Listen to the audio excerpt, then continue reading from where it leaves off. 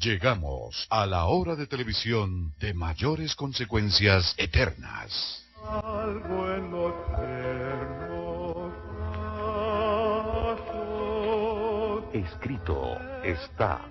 Un programa para reencontrarse con los principios perfectos de Dios, para restaurar la salud, la educación, la espiritualidad y la familia. Escrito está. El programa que ilustra en el conocimiento de la Biblia y sus profecías. Escrito está. Es el programa que exalta al Cristo Redentor y la justa y eterna ley de aquel que la escribió con su propio dedo y declaró. Primero, no tendrás dioses ajenos delante de mí. Segundo, no te harás imagen, ni ninguna semejanza de lo que esté arriba en el cielo, ni abajo en la tierra, ni en las aguas debajo de la tierra. No te inclinarás a ellas, ni las honrarás, porque yo soy Jehová tu Dios, fuerte, celoso, que visito la maldad de los padres sobre los hijos hasta la tercera y cuarta generación de los que me aborrecen, y hago misericordia a millares, a los que me aman y guardan mis mandamientos. Tercero, no tomarás el nombre de Jehová tu Dios en vano, porque no dará por inocente Jehová al que tomare su nombre en vano. Cuarto, acuérdate del día sábado para santificarlo. 6 días trabajarás y harás toda tu obra, mas el séptimo día es sábado para Jehová tu Dios. No hagas en él obra alguna, tú, ni tu hijo, ni tu hija, ni tu siervo, ni tu criada, ni tu bestia, ni tu extranjero que está dentro de tus puertas. Porque en 6 días hizo Jehová los cielos y la tierra, el mar y todas las cosas que en ellos hay, y reposó en el séptimo día. Por tanto Jehová bendijo el día sábado y lo santificó. Quinto, honra a tu padre y a tu madre, para que tus días se alarguen en la tierra que Jehová tu Dios te da. Sexto, no matarás. Séptimo, no cometerás adulterio. Octavo, no hurtarás. Noveno, no hablarás contra tu prójimo falso testimonio. Décimo, no codiciarás la casa de tu prójimo, ni codiciarás la mujer de tu prójimo, ni su siervo, ni su criada, ni su buey, ni su asno, ni cosa alguna de tu prójimo. Amén. Bienvenidos. Siempre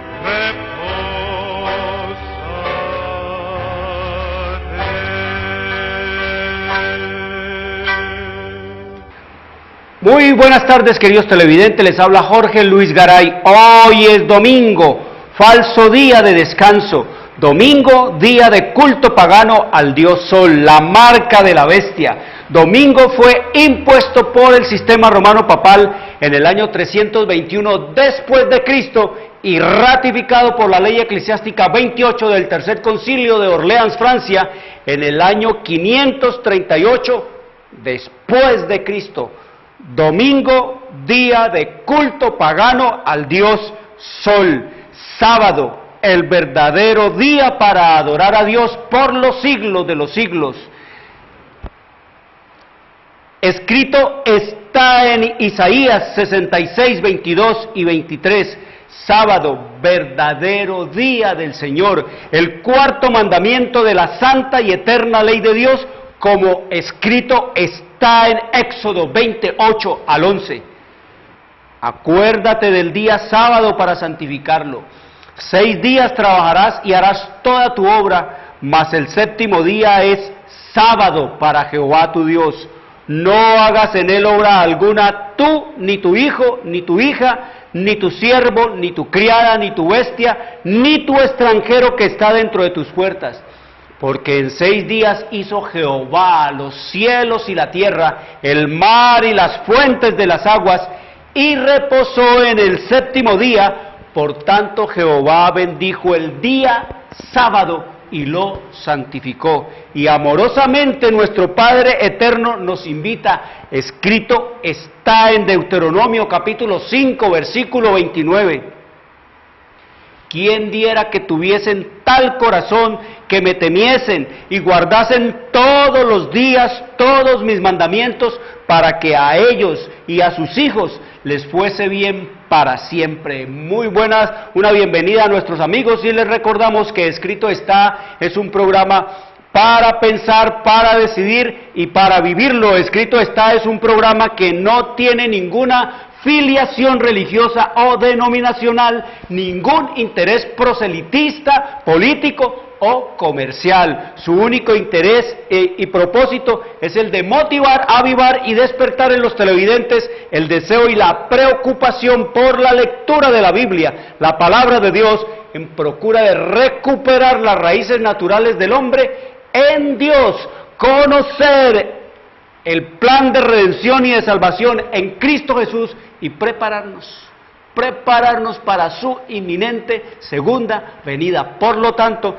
todos nuestros materiales son totalmente gratis. Queridos amigos, nuestro programa escrito se emite los sábados también de 3 a 4 de la tarde por este mismo canal.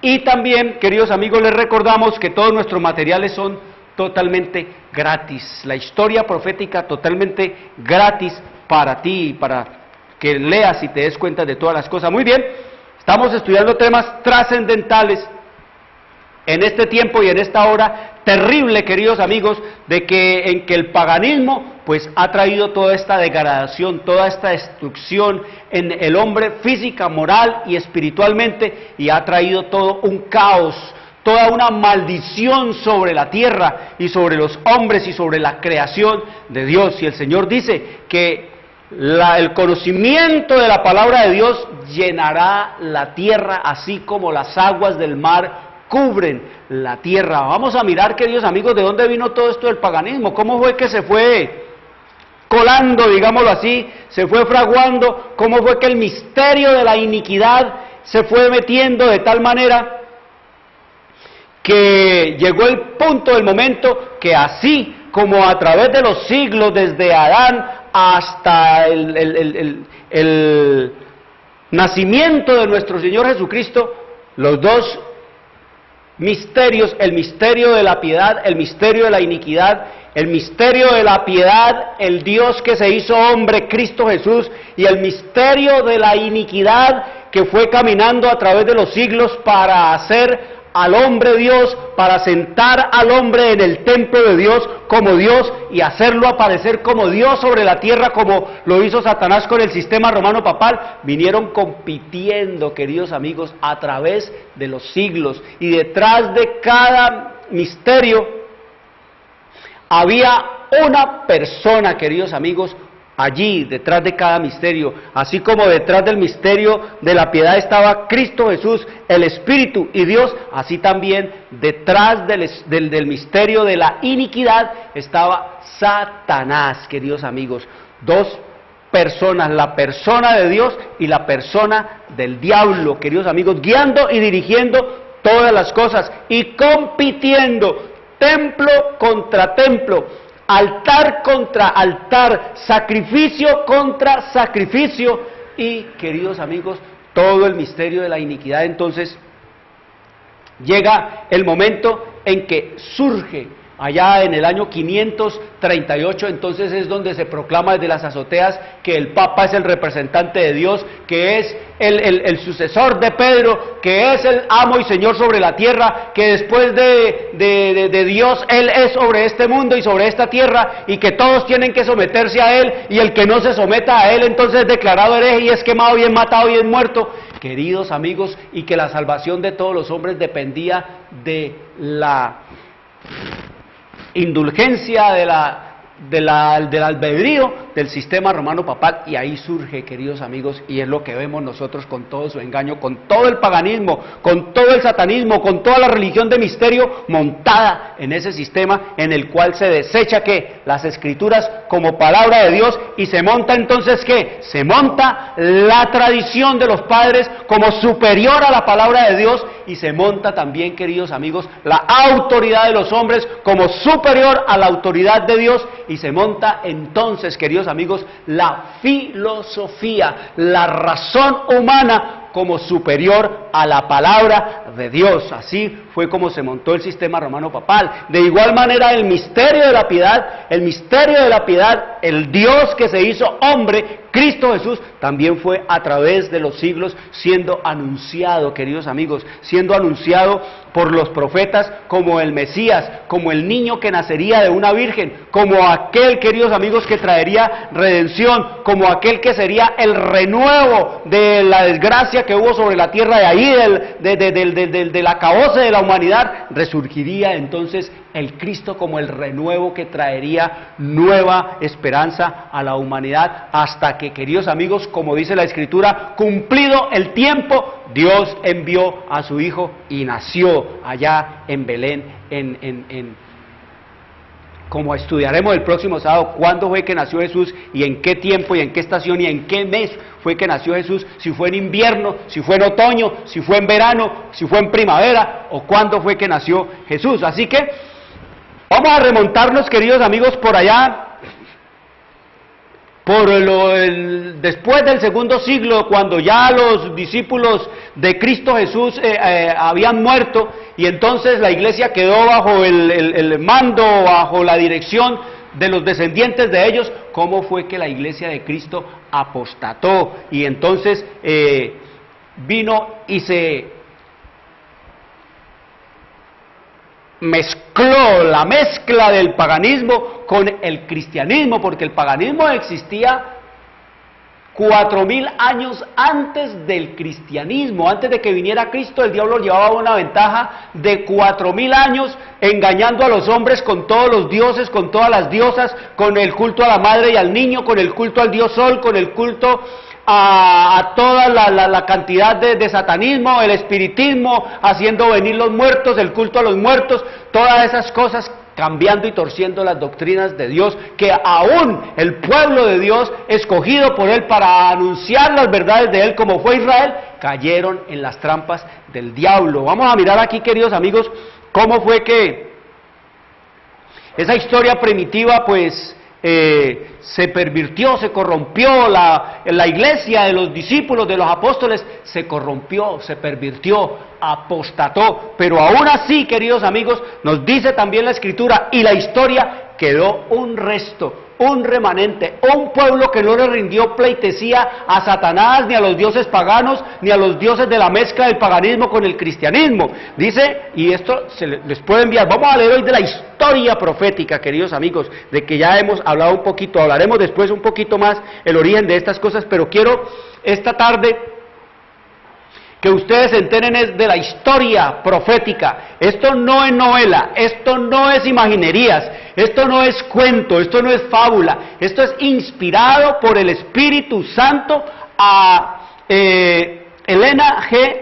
de White. Eso es lo que nos dice la Escritura en Apocalipsis capítulo 19:10. Ahí el Señor nos dice que el pueblo de Dios tendría luz, más luz, profeta del destino final de la humanidad. Allá nos dice en el libro de Apocalipsis capítulo 19:10, dice, yo me postré, el ángel, aquí, Juan, dice que se le apareció el ángel, y el ángel le dijo, estas son palabras verdaderas de Dios. Entonces dice Juan, escribe él y dice, yo me postré a sus pies para adorarle. Juan se tiró a los pies cuando vio el ángel para adorarlo, pero miren, dice el ángel, me dijo, mira, no lo hagas. Los ángeles no se dejan adorar, queridos amigos, son los ángeles celestiales, los ángeles de Dios, que ven el rostro de Dios, no se dejan adorar. Y como los hombres caídos, degradados, pervertidos, mortales, corruptos, corrompidos por lo que comen, por lo que ven, por lo que hacen y por lo que dicen, no solamente se dejan adorar, sino que se dejan dar títulos que solo le pertenecen a Dios, como su santidad, Santo Padre y todas estas cosas, queridos amigos. Los ángeles no se dejan adorar. Yo me apostré, me arrodillé para adorarle, y el ángel me dijo, no lo hagas. No lo hagas, porque yo soy consiervo tuyo, soy un sirviente como tú y como cualquier otra de tus hermanos. Yo soy un consiervo tuyo y de tus hermanos que retienen el testimonio de Jesús, el testimonio de Jesús. Adora a Dios, porque el testimonio de Jesús es el espíritu de la profecía. Las iglesias no tienen profecía, queridos amigos. Por eso es que van dando van dando tumbos en medio de la oscuridad y las tinieblas de este mundo, porque no tienen profecía, no tienen interpretación profética. Las iglesias de profecía no saben nada, absolutamente nada, solo se dedican a hacer y decir cuestiones que son meramente sensacionalistas, a conjeturar acerca de lo que tal vez quizá de golpe o de porrazo es la escritura y la profecía. No tienen profecía, queridos amigos, pero el Señor ha dejado profeta. Hay profeta en Israel para el discernimiento de las cosas finales en la historia de la humanidad. Y dice aquí ella en la introducción de este libro que se llama El conflicto de los siglos en español, o La gran controversia, que también está en inglés y en todos los idiomas del mundo, porque esto es patrimonio de la humanidad, no es patrimonio etnoexclusivista o etnocentrista o denominacional, no, esto es patrimonio de la humanidad, es para que toda la humanidad conozca y sepa estas cosas.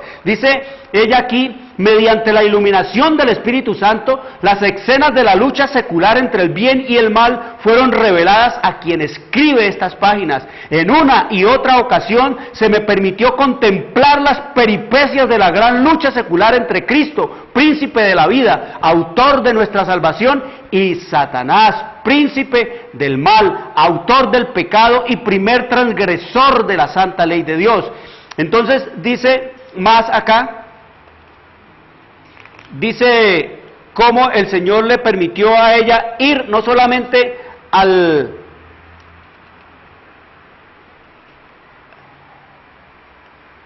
dice que el Señor le permitió a ella ver las escenas del pasado y también del futuro en la historia de la humanidad y en la historia de el conflicto entre Cristo y Satanás. Así que nos dice que esta visión que el Señor dio es para que nosotros entendamos y conozcamos, queridos amigos, todo lo que es relativo al conflicto. Desde el año 70, esto comienza, el capítulo número 1 comienza hablándonos de la destrucción de Jerusalén. ¿Por qué fue destruida Jerusalén? ¿Y qué simboliza esa destrucción de Jerusalén en el tiempo del fin? Así que el capítulo 2 nos habla de la fe de los mártires. Esos mártires, queridos amigos, que fueron perseguidos por permanecer fieles y por no apartarse de la fe que una vez fue dado a los santos apóstoles. Así que la historia de la iglesia primitiva atestigua que se cumplieron las palabras del Salvador. Los poderes de la tierra y del infierno se coligaron para atacar a Cristo en la persona de sus discípulos. El paganismo previó que de triunfar el Evangelio, sus templos y sus altares serían derribados y reunió sus fuerzas para destruir al cristianismo. Mire, el paganismo que venía de allá, cuando llegó el cristianismo, cuando llegó el mensaje de Cristo, cuando Cristo desempolvó, porque Cristo no se inventó nada nuevo, lo que Cristo trajo no fue una doctrina nueva, sino que vino a darle lustre, vino a ponerla en el lugar debido, en la luz que debía de ser puesta, exaltarla, realzarla. Entonces los paganos, cuando vieron que la gente entendió, comprendió, y que no era lo que enseñaban los judíos, no era el engaño que el diablo les había logrado meter, y que habían incluso matado al Redentor y al Mesías, entonces dice que los paganos empezaron a preocuparse porque todo el mundo se estaba convirtiendo al cristianismo. Aún los mismos paganos estaban siendo convertidos al cristianismo. Entonces dice que se encendió el fuego de la persecución. Los cristianos fueron despojados de sus posesiones y expulsados de sus hogares. Todos ellos sufrieron gran combate de aflicciones, experimentaron vituperios y azotes, y a más de esto, prisiones y cárceles, como escrito está en Hebreos 10:32 y 11:36. Muchos sellaron su testimonio con su sangre, nobles y esclavos, ricos y pobres, sabios e ignorantes, todos eran muertos sin misericordia.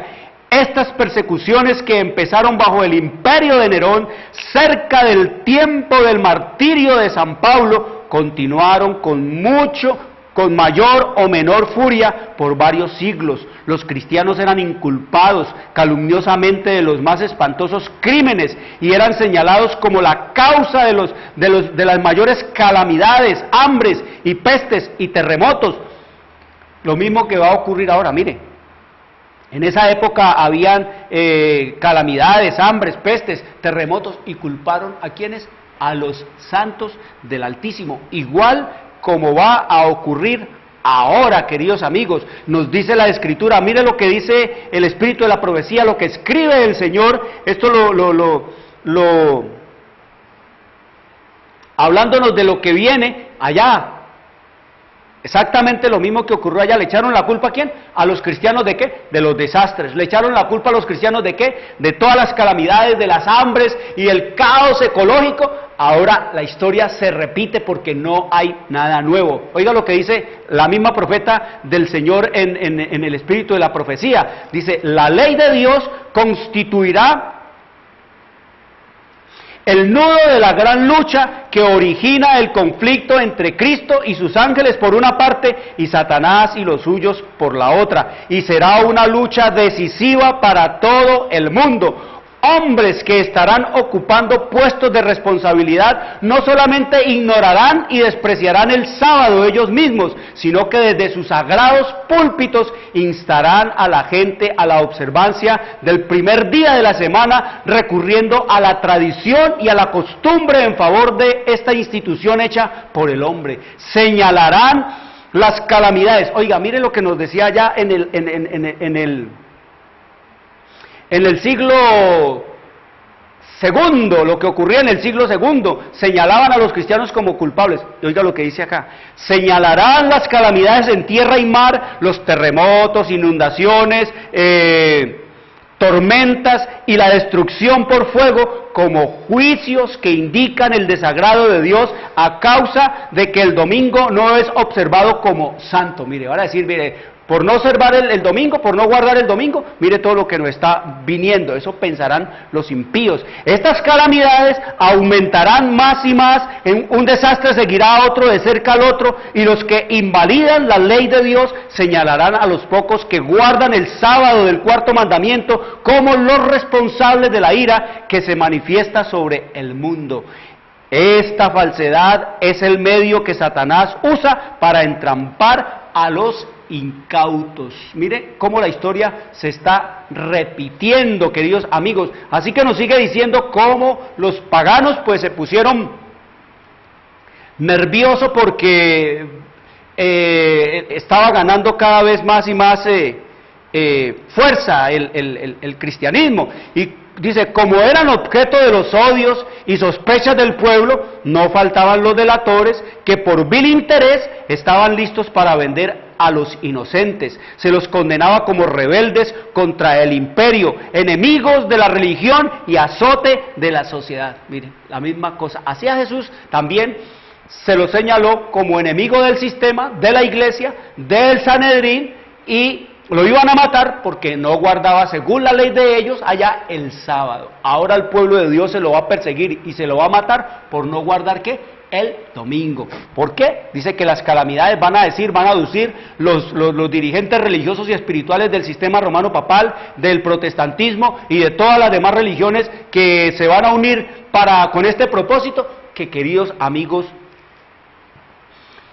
si no se honra el domingo, van a seguir las destrucciones y la ira de Dios va a descansar sobre esta tierra. Entonces dice, muchos fueron arrojados a las fieras o quemados vivos en los anfiteatros. Algunos eran crucificados, a otros los cubrían con pieles de animales salvajes y los echaban a la arena para ser despedazados por los perros. Estos suplicios constituían a menudo la principal diversión en las fiestas populares paganas, como ahora. Toro contra animal, animal contra hombre, bestia contra hombre, hombre contra bestia. Dice, grandes muchedumbres solían reunirse para gozar de semejantes espectáculos y saludaban la agonía de los moribundos con risotadas y aplausos burlándose. Exactamente lo mismo. Mire de dónde vino todo eso de los toros y de las corridas de toros y de peleas de perros y de gallos y todo eso. Mire de dónde vino. Allá, del paganismo, venía todo eso, que se introdujo ¿dónde? Entre los cristianos, entre comillas. ¿Qué más dice, queridos amigos? Lo que fueron los mártires. Miren lo que ha costado, queridos amigos, que ustedes y yo podamos tener la palabra de Dios hoy traducida en nuestro idioma y podamos leerla libremente totalmente sin ningún tipo de persecución, sin ningún tipo de suplicio ni de sacrificio. Y oigan lo que dice, cómo les tocó vivir a estos siervos de Dios, a estos mártires de Jesucristo. Las catacumbas ofrecieron refugio a millares de cristianos. Cristianos, queridos amigos, hay que diferenciar entre cristianos y protestantes y católicos y musulmanes. Aquí la Biblia nos habla de los cristianos, y cristiano quiere decir que seguidor de Cristo. Eso es lo que nos dice la Escritura ya en Hechos de los Apóstoles, que quiere decir cristiano, que seguían, por eso le llamaron cristianos. Jesús no les dijo, ustedes los van a llamar cristianos, ni los apóstoles dijeron, a ustedes los van a llamar cristianos. No, ese nombre de cristiano lo pusieron los mismos paganos, la misma gente que estaba alrededor de ellos le llamaban cristianos, porque hablaban con pasión y con todo el ímpetu del amor de Dios a los paganos, y allá los llamaron, ¿cómo? Los llamaron cristianos. Debajo entonces de los debajo de los cerros, en las afueras de la ciudad de Roma, se habían cavado a través de tierra y piedra largas galerías subterráneas cuya oscura e intrincada red se extendía leguas más allá de los muros de la ciudad. En estos retiros los discípulos de Cristo sepultaban a sus muertos y hallaban hogar cuando se sospechaba de ellos y se los proscribía. Cuando el dispensador de la vida, Cristo Jesús, despierte a los que pelearon la buena batalla, muchos mártires de la fe de Cristo se levantarán de entre aquellas cavernas tenebrosas. En las persecuciones más encarnizadas, estos testigos de Jesús conservaron su fe sin mancha, fieles a lo que escrito está, a lo que la palabra dice, a pesar de verse privados de toda comodidad y aún de la luz del sol, mientras moraban en el oscuro pero benigno seno de la tierra, no profirieron quejas.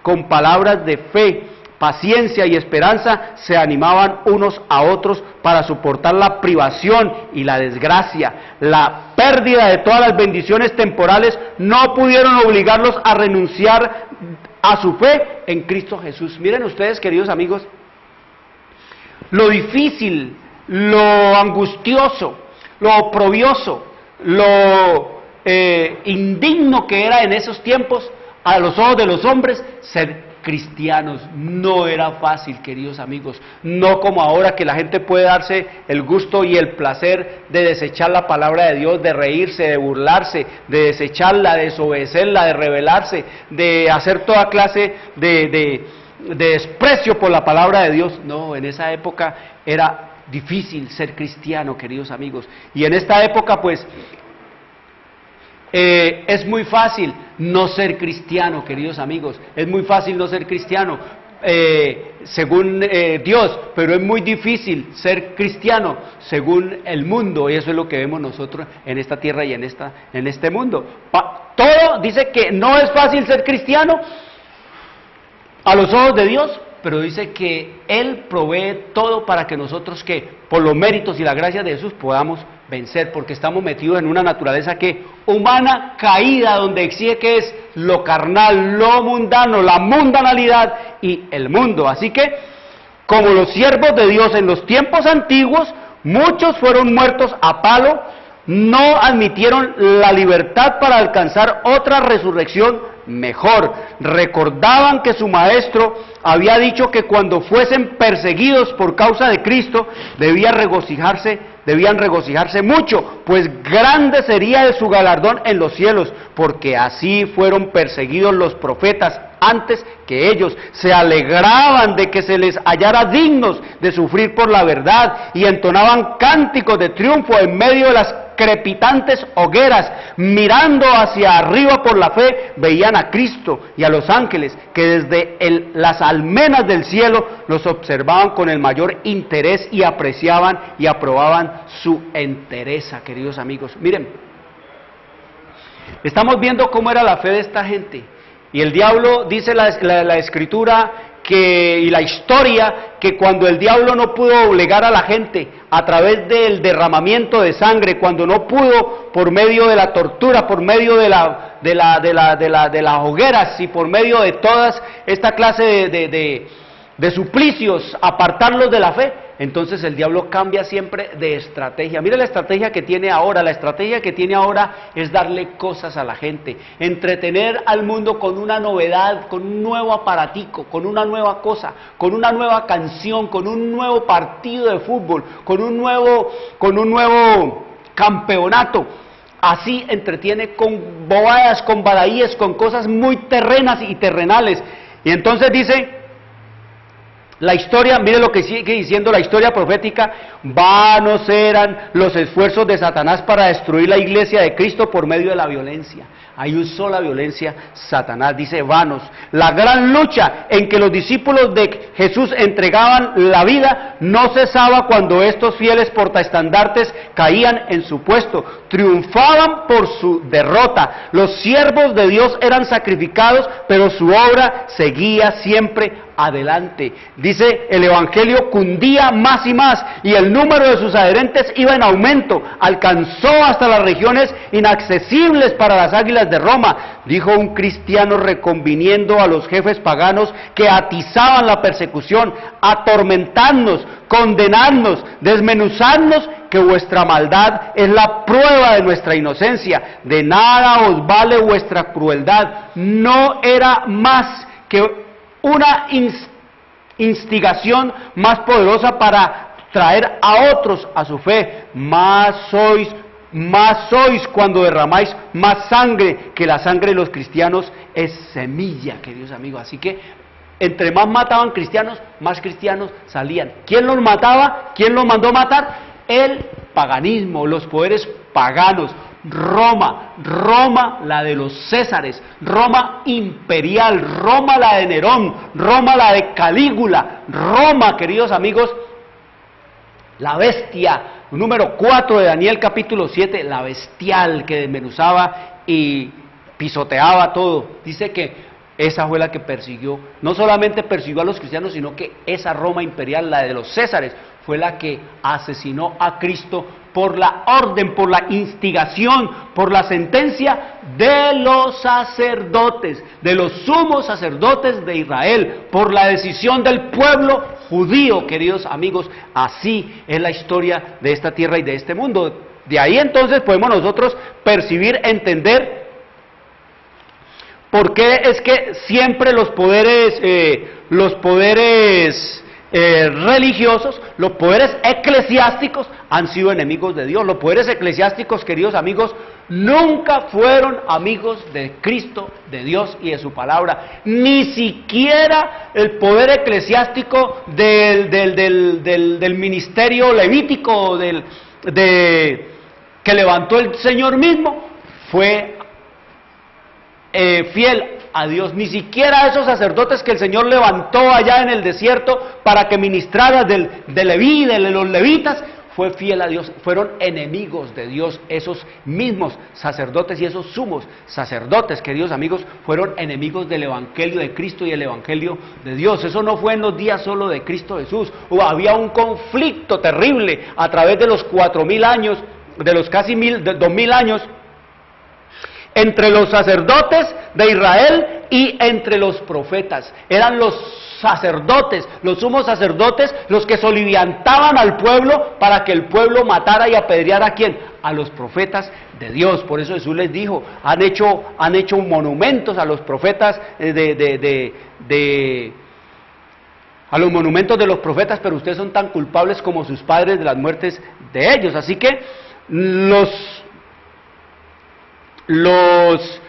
dice aquí en la página 588 de este mismo libro de historia profética, nos dice que los que persiguieron a Cristo fueron los escribas, los gobernantes, los sacerdotes, los hombres que desempeñaban el oficio sagrado, aquellos que creían que su justicia estaba por encima de todo el mundo.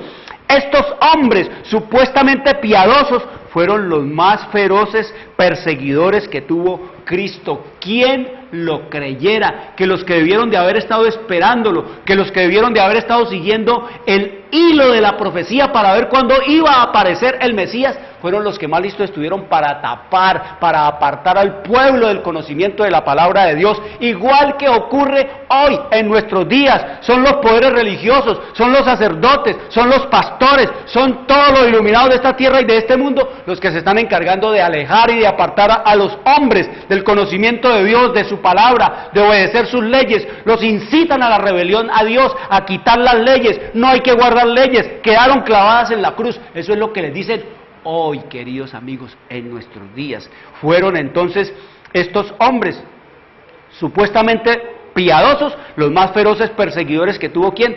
Cristo. Oiga lo que sigue diciendo: fueron los maestros del pueblo los que se burlaron de él cuando colgaba en la cruz. Estos fueron los que fueron a menear la cabeza. A menear la cabeza. Bájese y creemos que usted es el Mesías. Bájese de allá y creemos en el Mesías. Dice, estos fueron los que fueron allá. Nada ha cambiado. La historia allá, en los días de Jesús, la historia hoy y la historia en el tiempo en que esto se repita, ya llegó, queridos amigos. Y nos dice, no puede uno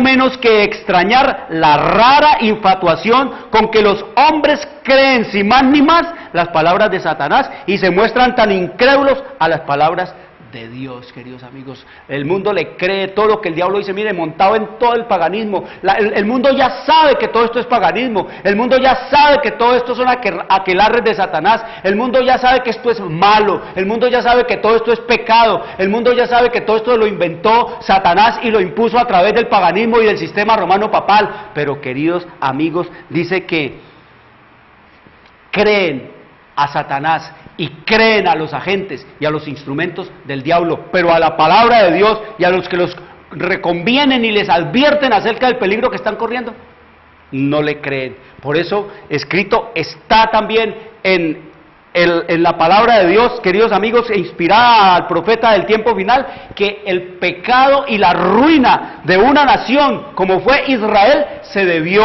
a sus dirigentes religiosos. Hoy es igual. Hoy el pecado y la ruina de este mundo condenado al abismo se deberá a sus dirigentes religiosos, no tanto a sus dirigentes políticos, queridos amigos, porque los dirigentes políticos se dejan llevar de los dirigentes religiosos. Los dirigentes políticos hacen lo que los religiosos digan, y así es que va a ser en los Estados Unidos y en el mundo entero. Va a ser así. El Congreso de los Estados Unidos va a ser manipulado, va a ser maquinado por el protestantismo apóstata para que imponga leyes dominicales, para que el protestantismo se acabe en los Estados Unidos, queridos amigos. Mire, la historia se está repitiendo. Así que, como el diablo no pudo matarlos, ya la sangre de la semilla, dice el espíritu de la profecía, entonces dice, oiga lo que nos sigue diciendo,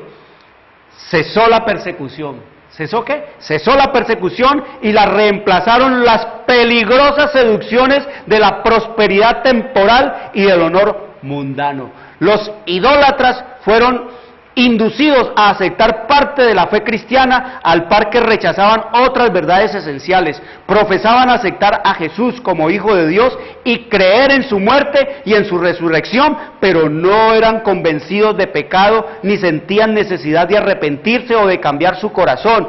Habiendo hecho algunas concesiones, propusieron que los cristianos hicieran las suyas para que todos pudiesen unirse en el terreno común de la fe en Cristo. Queridos amigos, miren esto que estamos viviendo. Esto es la historia que se vivió aquí ya. Dice que llegan los poderes entonces del diablo, los poderes del paganismo, y les dicen, vamos a unirnos en un punto de fe, Cristo Jesús. Vamos a creer todos en Cristo Jesús y dejemos entonces las cosas que no nos unen a un lado, pero solamente unámonos en una. Ese es el ecumenismo que está caminando y que viene a establecerse sobre el mundo y que le va a devolver de nuevo el poder hegemónico al sistema romano papal, queridos amigos. Esto es puro ecumenismo. Dice aquí que se hicieron ¿qué? Alianzas, concesiones, se hicieron concesiones. Ustedes aceptan lo suyo, nosotros aceptamos lo nuestro. Ustedes siguen adorando a su Cristo, nosotros vamos a cambiarle el nombre a nuestro Dios Mitra y entonces todo va a ser en paz. Vamos a ponernos de acuerdo entonces a adorar a Mitra y a Jesús en el mismo día, el día domingo, el día de Sol Invicto, para que todo quede en paz. El día de Solis Invictus, en ese era el día en que se adoraba. Entonces dice, oiga, la iglesia fiel, se vio entonces en gravísimo peligro y en comparación con él, la cárcel, las torturas, el fuego y la espada eran bendiciones. Algunos cristianos permanecieron firmes, declarando que no podían transigir. Otros se declararon dispuestos a ceder o a modificar en algunos puntos su confesión de fe y a unirse con los que habían aceptado parte del cristianismo, insistiendo en que ello podría llevarlos a una conversión completa. Fue un tiempo de profunda angustia para los verdaderos discípulos de Cristo. Bajo el manto de un cristianismo falso, Satanás se introducía en la iglesia para corromper la fe de los creyentes y apartarlos de la palabra de verdad. La mayoría de los cristianos consintieron al fin en arriar su bandera y se realizó la unión del cristianismo con el paganismo. ¿Qué pasó, queridos amigos? Vino el paganismo y el cristianismo, ¿y qué? Se unieron, ahí fue la mezcla, y ustedes saben que a Dios no le gusta la mezcla, por eso Él dice, o son calientes o son tibios, pero mezclas no admito, porque eso me produce ¿qué? Vómito, dice el Señor, y dice, la mayoría, se realizó entonces la unión de ¿qué? Del cristianismo con el paganismo, aunque los adoradores de los ídolos profesaban haberse convertido y unido a la iglesia, seguían aferrándose a su idolatría y solo habían cambiado los objetos de su culto por las imágenes de Jesús y hasta de María y de los santos. Mire, esto no se lo inventó el sistema romano papal, el culto a María, el culto a los santos, el culto a los Cristos crucificados y a las cruces que ponen allá con ese Cristo lánguido y masacrado en las iglesias, y que así se quedó y para siempre quedará allí cuando ya Cristo es el que vive y reina. Por eso Él dice allá en Apocalipsis, yo soy el que estuve muerto y vivo eternamente y para siempre. Cristo ya no es ni niño, ni tampoco está masacrado, ni permanecerá masacrado, queridos amigos. Eso es invento ¿de quién? Del paganismo, que lo trajo el sistema romano para acá. ¿Para qué? Para conmover al mundo, ablandar los sentimientos, para rendir los afectos de piedad y de compasión y hacerles creer que eso es de Dios, que eso es de nacer a la bondad. No, queridos amigos, eso lo inventó ¿quién? Eso lo inventó el diablo. Todo esto de imágenes y de santos y de santas y de vírgenes y de adorar a María y a los santos, ¿se lo inventó quién? Se lo inventó fue Satanás. Aquí lo estamos leyendo en la historia. Esto es historia, queridos amigos, la historia profética, la historia que no nos han querido contar y que siempre nos han querido ocultar, y que te la envío gratis a tu casa para que la leas tú con tu esposo, con tu esposa, con tu hijo, con tu familia, y salgan de Babilonia y salgan de todos los engaños y de todas las mentiras que se ha introducido el paganismo católico a este mundo y a la iglesia, y han desechado la palabra de Dios. Y mire lo que sigue diciendo.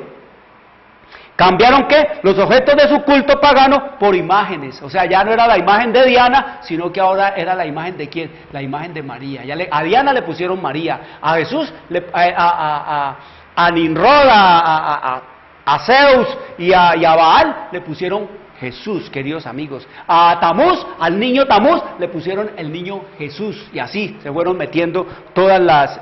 y a Astaró y a Astarte le pusieron María también, queridos amigos. Y oiga lo que sigue diciendo.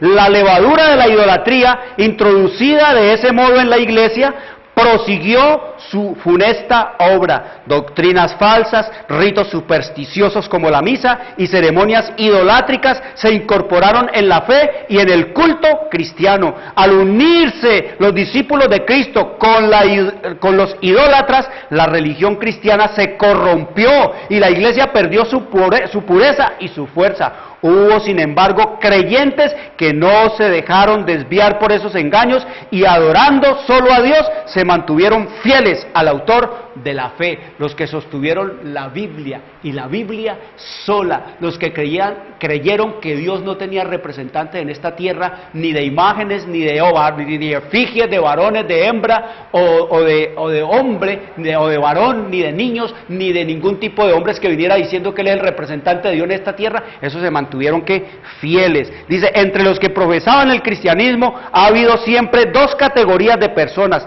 la de los que estudian la vida del Salvador, y se afanan por corregir sus defectos y asemejarse al que es nuestro modelo, y la de aquellos que rehuyen las verdades sencillas y prácticas que ponen de manifiesto sus errores. Aún en sus mejores tiempos, la iglesia se contó exclusivamente con fieles verdaderos, puros y sinceros. Al comienzo, queridos amigos, esa era la iglesia de Dios. Fieles que, verdaderos, puros y sinceros. Nuestro Salvador enseñó que no se debe recibir en la iglesia a los que pecan voluntariamente. No obstante, unió consigo mismo a hombres de carácter defectuoso y les concedió el beneficio de sus enseñanzas y de su ejemplo para que tuviesen oportunidad de ver sus faltas y enmendarlas. Entre los 12 apóstoles hubo un traidor. Judas fue aceptado no a causa de sus defectos de carácter, sino a pesar de ella, porque Dios, a pesar de estos defectos, Dios aceptó a Judas, porque Dios no hace acepción de pecado, y Él dice que mientras estemos entre los vivos hay esperanza para nosotros. Judas estuvo unido con los discípulos para que por la instrucción y el ejemplo de Cristo aprendiese lo que constituye el carácter cristiano y así pudiese ver sus errores, arrepentirse y con la ayuda de la gracia divina purificar su alma obedeciendo a la verdad. Pero dice, oiga lo que dice aquí: pero Judas no anduvo en aquella luz que tan misericordiosamente le iluminó, antes bien, abandonándose al pecado, atrajo las tentaciones de Satanás. Los malos rasgos de su carácter llegaron a predominar, entregó su mente al dominio de las potestades tenebrosas, se airó cuando las faltas fueron reprendidas y fue inducido a cometer el espantoso crimen de vender a su Señor. Así también obran todos los que acarician el mal mientras hacen profesión de piedad y aborrecen a quienes les perturban la paz, condenando su vida de pecado. Queridos amigos, mire, igual que ocurre hoy en día, a la gente se le muestra la verdad, se le habla de la verdad, se le muestra el error, el engaño y la mentira y se enojan. Se les lee de la Biblia y se hacen los de la oreja mocha. Empieza usted a hablarles de Dios, a hablarles de la salvación, de la redención, de convertirnos a Él, de modelar y de perfeccionar una vida que solo le agrada a Él, y se van yendo y se queda usted hablando solo, queridos amigos. Mire, así le pasó a Judas. Dice que